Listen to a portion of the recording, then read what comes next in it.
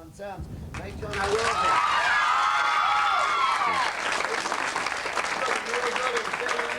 That, by the way, is 50 nationally and top 20 in Melbourne, so congratulations. Thank you. It's a beauty. Now listen, this is your first visit to Sydney. What's the itinerary still to go? Where can we see? We're going to be at the Colandina Cafe tonight, and tomorrow night, I don't know where, but then we go up to Queensland. People will have to check their gig guide and then you're off north. Yeah. So you've done a few so far. What has Sydney been like on your first time around? The first night, I think a lot of people were sort of checking us out, and because you know what it's like to a new audience.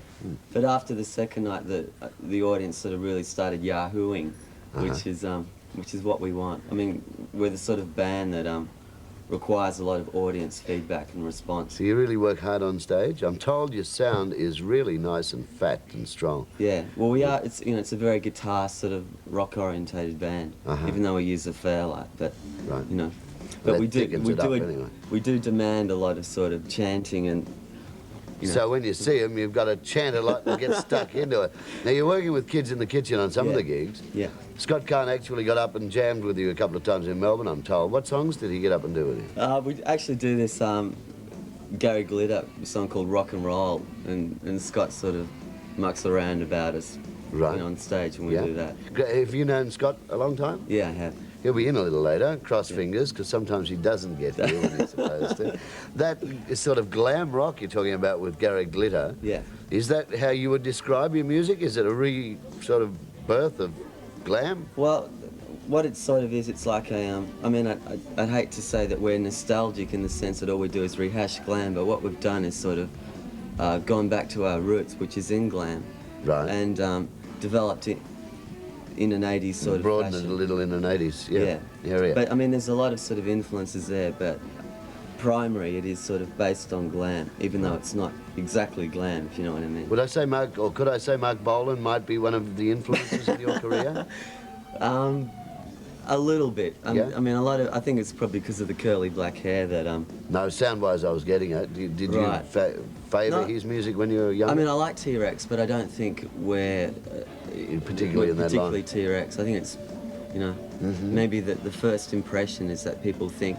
I think when people see a new band for the first time and they've got a pigeonhole. Right. Yeah, right. I mean, okay, like I shouldn't have done it. I apologise. No, that's okay. I mean, within Excess, they call Michael Hutchence Mick Jagger. Yeah, so, it's a bit hard for Michael, I would think. Anyway, over the last 8 years that you've worked in the business, has it always been you've been in the music business, or you've done outside jobs as well to keep everything rolling? No, I mean, ever since I was a little kid, I really wanted to become involved with the music business. But a few years ago, I was working in a factory to support what I was doing. I mean, a lot of kids out there think that pop stars have lots of money. Megabucks, yeah.